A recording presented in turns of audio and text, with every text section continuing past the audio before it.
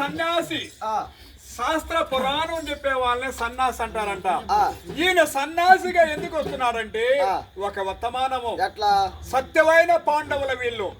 ఈ సత్యమైన పాండవులు ఏం చేసినారంటే కౌరవులతో జోదమాడి సకల సామ్రాజ్యం అంతా కోల్పోయారంట. కౌరవులకు ఎప్పుడంటే సకల సామ్రాజ్యం అంతా కోల్పోయారు, పెద్దల ఆజ్ఞాచారము పూని 12 ఏళ్ల అరణ్యవాసము వచ్చాడు అజ్ఞాతవాసంగానే గడిపినట్టయితే మీ అర్ధరాజ్యం మీకు ఇస్తామని పెద్దలు నిశ్చయించేశారు. ఆనాటి జన్మలో పెద్దల ఆజ్ఞాచారము పూని పాండవులు 12 ఏళ్ల అరణ్యవాసం గడిపేశారు.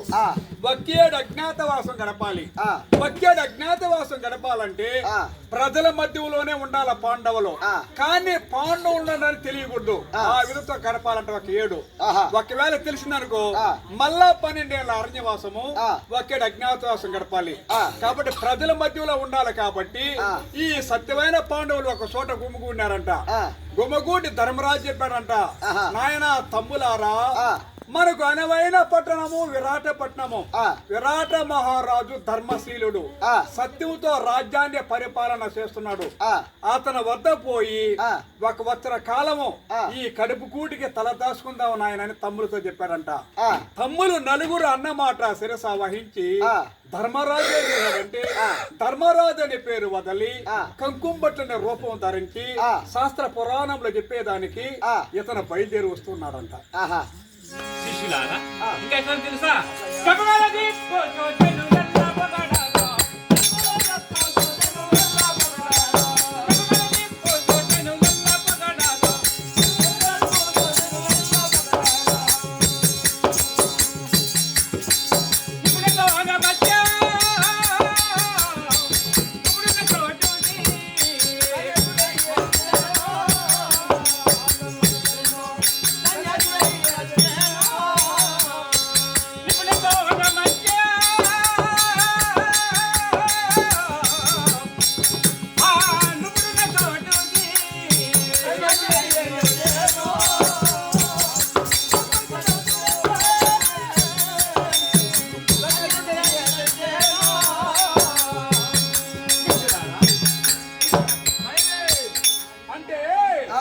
ఎప్పుడంటే మహానుభావుడు బయలుదేరి వస్తున్నాడు.